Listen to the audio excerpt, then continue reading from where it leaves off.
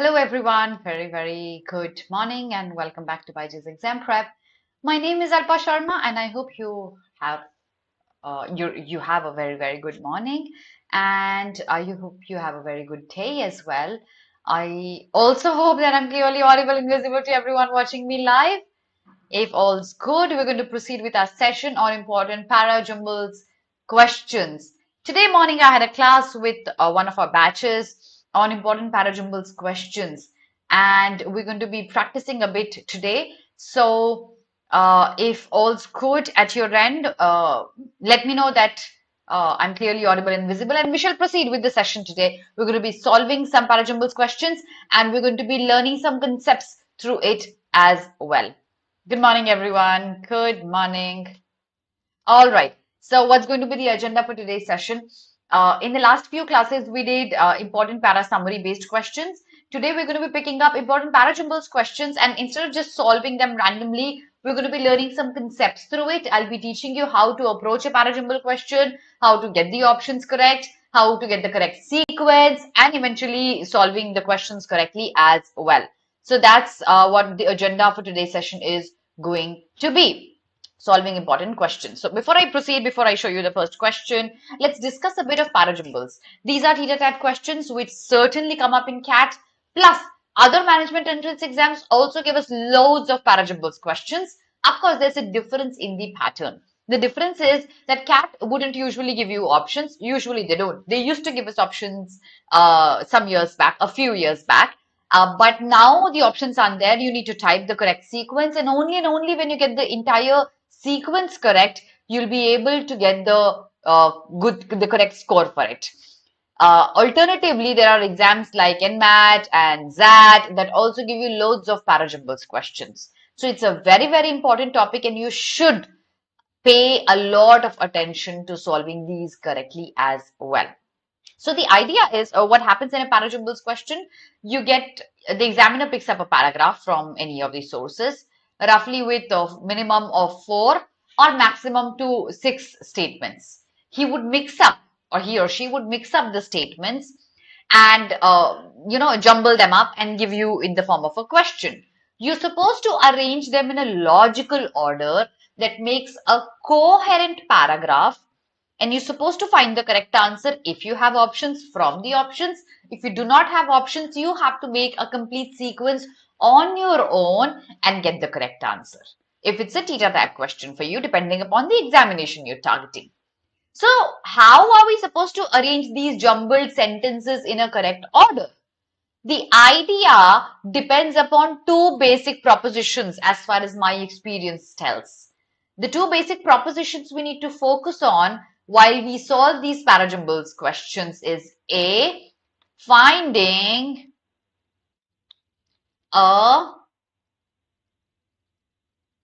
mandatory pair, and B, finding an opening or closing statement.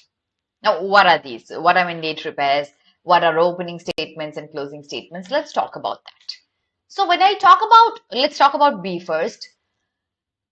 There are very high chances that when you skim through the 4 statements given to you, you very likely will find one statement that is opening the paragraph.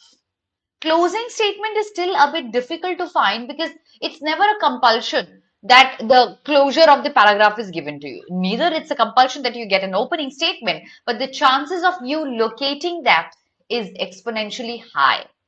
So out of the 4 statements, the first thing always you should do is you should skim through the entire set of statements and have an overview of what the paragraph is talking about. What is the basic idea? What is the thematic highlight of the paragraph? Have an idea about that so that you're able to arrange the statements in an order. And when you have an idea about what the paragraph is, finding an opening statement, if there at all is one, becomes very easy. An opening statement, how could that look like? It might look like an introduction to some person, an introduction to an idea that the paragraph is talking about. It might also look like a definition that begins the paragraph, a generic statement that introduces you to a bigger idea, These are examples of opening statements. You can very easily locate an opening statement in a parajumble question if there is one. But remember something, CAT has been infamous, if I may use the word, has been infamous for sometimes not giving us an opening statement. How does that happen? So when an examiner makes a question, it's never a compulsion that he picks up the first four statements of a paragraph. He might pick up four statements that come towards the end or four statements that come towards the middle of the paragraph. In such a case, when the statements are picked up from the middle or the end of the paragraph, we might not find an opening statement. But the chances of you finding one is very, very high. Most of the questions will have an opening statement. So if you locate a statement that talks about a definition or an introductory statement or a generic statement leading you to a bigger idea, you can easily point it out as your first statement. But more certain than this one, this is a rule that becomes more certain, more definitive. What is this rule? Finding a mandatory pair. Let's talk about that in a lot of detail now. Okay, so what is a mandatory pair? For example, according to you, B, D, C, A should be the correct sequence of the statements. How? I think B and D should come together in this specific order. They make a pair because of various rules. But I know they make a pair. B के बाद ही D आएगा. D के पहले B आना जरूरी है. Things that the statements talk about will tell us. We'll discuss those rules over the course of time. But finding a mandatory pair is a short way to find the correct sequence step by step. I'll reiterate. Find out two statements that go together, and the moment you find two statements that go together, it's going to be very easy for you to arrange all the statements in an order. For example, you'll find three pairs for sure. You'll find these two, you'll find these two, and you'll also find these two coming together. तो तीन pair तो आपको short मिल ही जाएंगे. तीन में से अगर आप दो भी अरेंज कर लेते हैं, आपके लिए पैराजम्बल्स को अरेंज करना बहुत इजी हो जाता है. So focus on identifying pairs, mandatory pairs. Now the question is, how do I even know if two statements make a mandatory pair? Let's start talking about that. But before that, we'll do a drill. We'll do a warm-up exercise. I'm going to show you a question. And you don't have to answer the sequence correctly. You just have to tell me, ma'am, ये दोनों statements साथ आने चाहिए मेरे हिसाब से. Just a mandatory pair. Let me know a mandatory pair that you have located, and then we'll proceed further with the correct sequence. Here you go with the first question. Read all the four statements and find a mandatory pair. Good luck.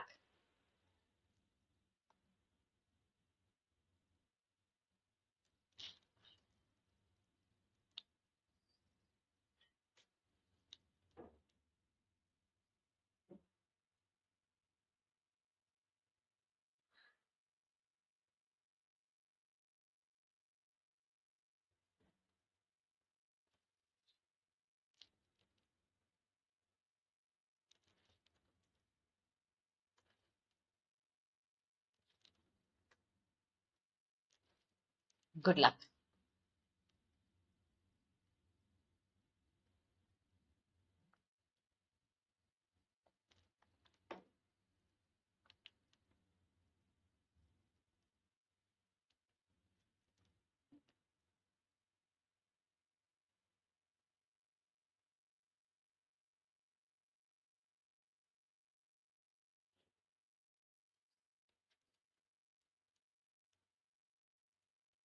Make a mandatory pair, everyone.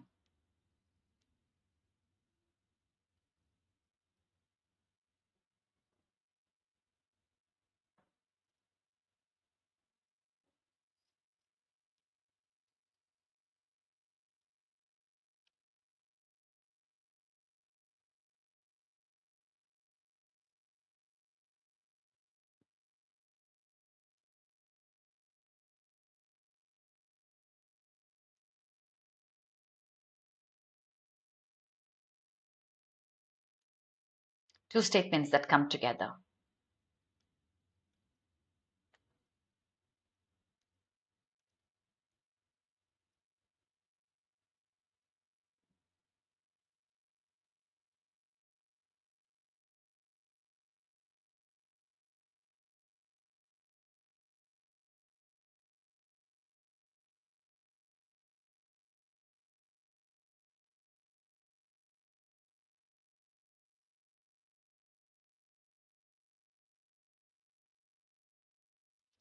Chalo, let me give you some hint. When you have questions, by the way, this is an actual previous year question. Okay. When you have questions, and if the questions are answered in the remaining statements, where will the questions come? In the beginning or in the end?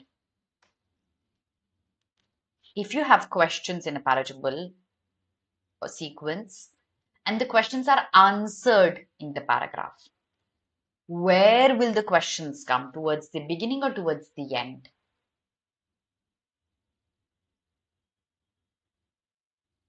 Think of it and tell me.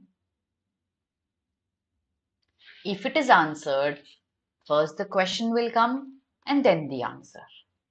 If it is unanswered, it can come towards the end.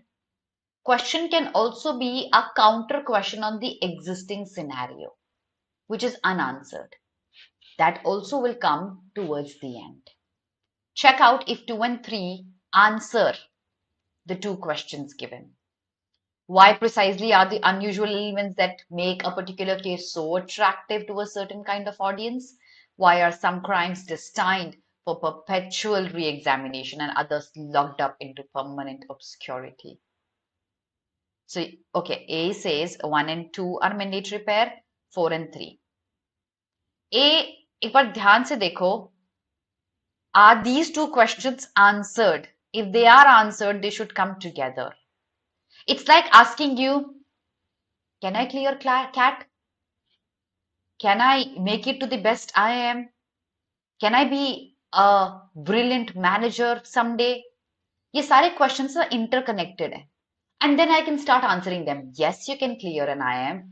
Yes, you can clear CAT. Yes, you can be a very good manager someday. अगर questions interconnected हैं, वो साथ आएंगे. So 1 and 4 and 4 and 1 should come together. Do you buy my point, A? They should come together. And these questions are answered in the paragraph through statement 2 and 3, 3 and 2 either way. So we know that 1, 4 or 4, 1 will come in the beginning and 2, 3 or 3, 2 will come towards the end. Now you have to make a pair. 1, 4 में पहले 1 आएगा या 4 आएगा? देखो ध्यान से पढ़ो. What should come in the beginning, 1 or 4? 4 or 1? I've given you a big hint.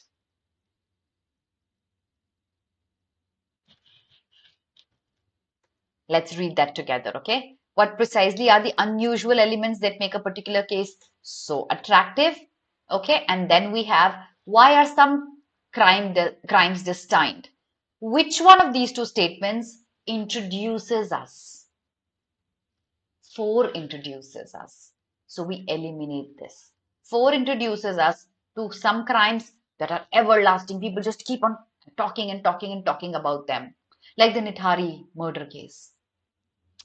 It's there, like the Buradi murder case or the mass suicide case, whatever you can call it. People just keep on talking and talking. They just perpetually are re-examined over and over and over again. Why would somebody do that? And then there are some cases that are permanently locked. Nobody talks about them. Nobody even cares about them.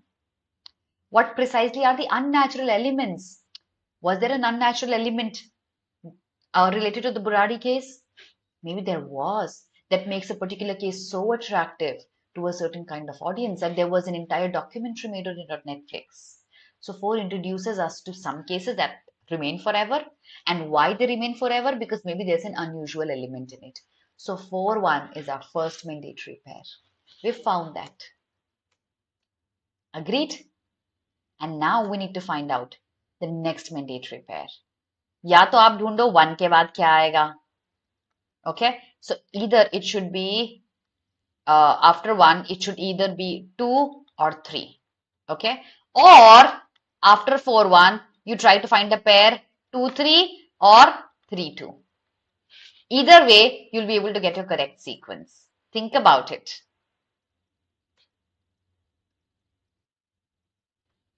It is a big hint. It's a pronoun.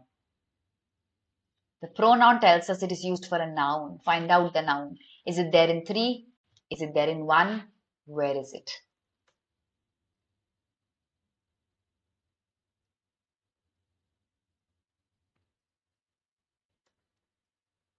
It might be a particularly savage, unfathomable level of depravity.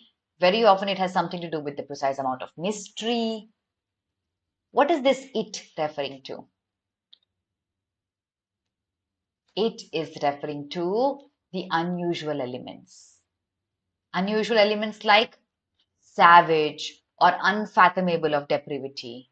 That is the unusual element. Or mystery. That is the unusual element. The unusual element is explained in 2. Unsolved and perhaps unsolvable cases offer something that ordinary murder doesn't. So it closes our paragraph. So our correct sequence is going to be 4, 1, 2, and 3. 1, 2 make a pair, 4, 1 make a pair. We've found our correct sequence. Since third is the odd one, we'll just put it towards the end. And 4, 1, 2, 3 becomes our 4, 1, 2, 3 becomes our correct sequence. Does it make sense, everyone? Yes? So that's how you find one mandatory pair, then the next one, then the next one, and you're able to make an entire sequence even when examinations like CAT do not give you options. So what we're going to do is we will call this a day now. I'm going to see you again on Monday, and we'll be solving more questions and learning more techniques of finding mandatory pairs. But before I call this a day, if you wish to see us in our classes, we are offering a free subscription to everyone for 3 days. How to avail this? There's a link under my video in the description box. Get one-to-one counseling session. Click on the link, fill out your basic details, and one member from my expert team of counselors is going to give you a call and help you out with the doubts that you have and the free trial that we're offering to you. After you register yourself with your phone number, you can access all our classes, all our, just a minute. Yeah, all our classes. That's the link that's under my video. You can access all our classes. You can access all our recorded videos, mock tests, sectional tests, everything for free for the next 3 days. Make sure you avail the most of this offer right away.